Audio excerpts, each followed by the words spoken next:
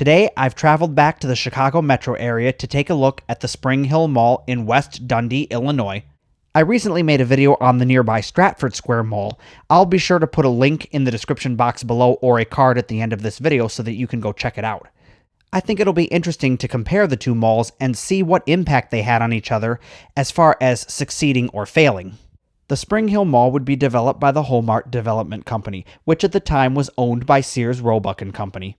The mall would officially open in October of 1980 with two anchors, a Marshall Fields & Company and a Sears Roebuck & Company.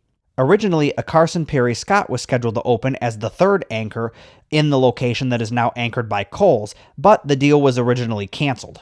So instead, they would open a Honey Bear Farm store in the west wing of the mall in October of 1980, eventually opening a full-size Carson Perry Scott store in 1990, where the former Bergman's anchor was.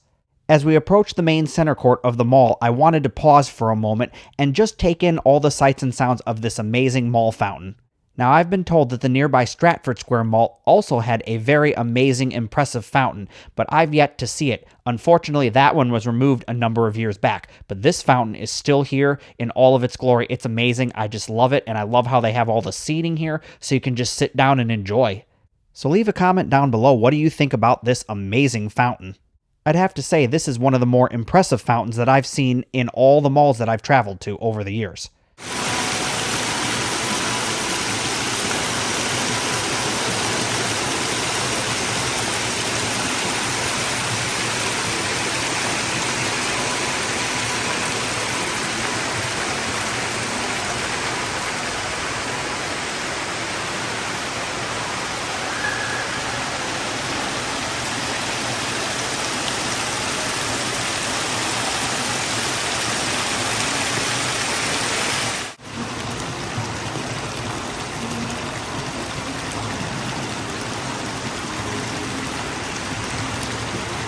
You want to win, you got to use your noggin. Keep the competition guessing. Show them a lot of different looks, just like Electric Avenue. Mike, when it comes to winning, Electric Avenue has a game plan that's sure to beat the competition every time. With brand names like Sony, Panasonic, RCA, Apple, Maytag, GE, and Electric Avenue will beat any competitor's price guaranteed. Beat the competition. Electric Avenue crushes the competition. After that amazing fountain, I hope you're feeling relaxed and recharged, so let's return to the history of the mall. 1984 would see the addition of Joseph Spies Company, which was an Elgin, Illinois-based specialty department store. Unfortunately, the store only lasted 10 years, closing in 1994. This location would later become a Wykes Furniture, then Steve & Barry's. The mall was very successful throughout the 80s and 90s, until 2009 when Steve & Barry's would close its location at this mall as well as all of their other locations throughout the country. From this point on, the location would change hands a number of times, becoming the Home Furniture Mart in 2011, then the American Eagle Furniture in 2013, and finally, Darna Furniture, and the location was finally vacated in 2015. Alright, so bear with me for a minute because we're kind of going to bounce around a little bit when it comes to chronological order.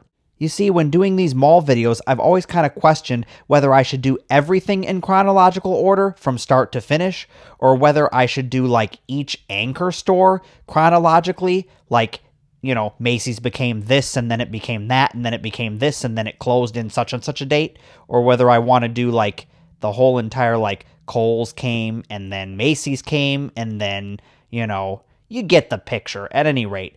So we're going to kind of bounce around a little bit. The anchor location at the west end of the mall would open in 1983 as JCPenney, and on January 24th of 2011, JCPenney would announce that they would close the location by June 1st of 2011.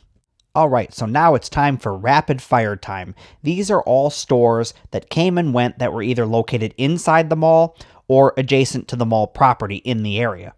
Red Lobster would open in the mall's parking lot in May of 1982.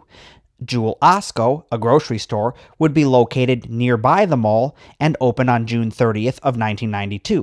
1994 would see a Best Buy and a Target Greatland open across the street from the mall. The Best Buy would close in 2012. Target Greatland would also close on May 3rd of 2014 and be replaced by a sports complex. 1996 would see a Denny's restaurant opening outside the mall. March of 2004 would see the addition of a Barnes & Noble that would open in the Sears wing, and a Home Depot store would open north of the mall later that year in December. So that's the mall's history in a nutshell. Of course, I didn't go over every store that came and went out of this mall, otherwise it would be like a 5-hour video and no one wants that. But we did cover the major stores and the important ones at least. So here are my thoughts on this mall. Can this mall actually compete with nearby malls, such as the Woodfield Mall over in Schaumburg, Illinois, or even the Stratford Square Mall? And unfortunately, my answer is no. This mall definitely can't compete with something like Stratford Square Mall, and even more so with the Woodfield Mall, which is very successful. Between the Stratford Square Mall and this mall, I'd have to say I enjoyed the Stratford Square Mall a lot better. Yes, both of these malls are in a sharp downward decline. They're losing stores at a rapid pace, but I really enjoyed the Stratford Square Mall's multi-level, as well as the theater area and where the food court is. The only thing about the Spring Hill Mall that makes me say, ooh, I think I'd rather go there, is the amazing fountain. I mean, that was just amazing, and I could sit there for quite a long time. But yeah, at the end of the day, if I had a choice, I'd definitely be heading to the Woodfield Mall because it's full of life and full of stores.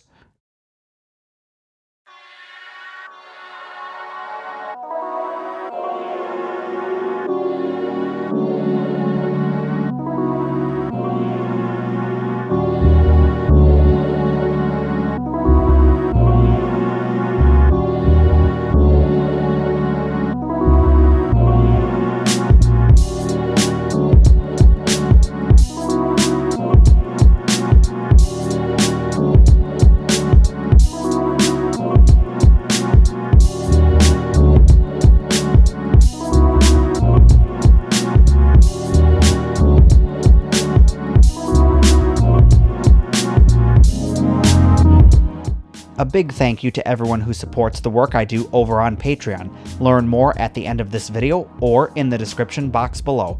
And thank you for supporting the future of video.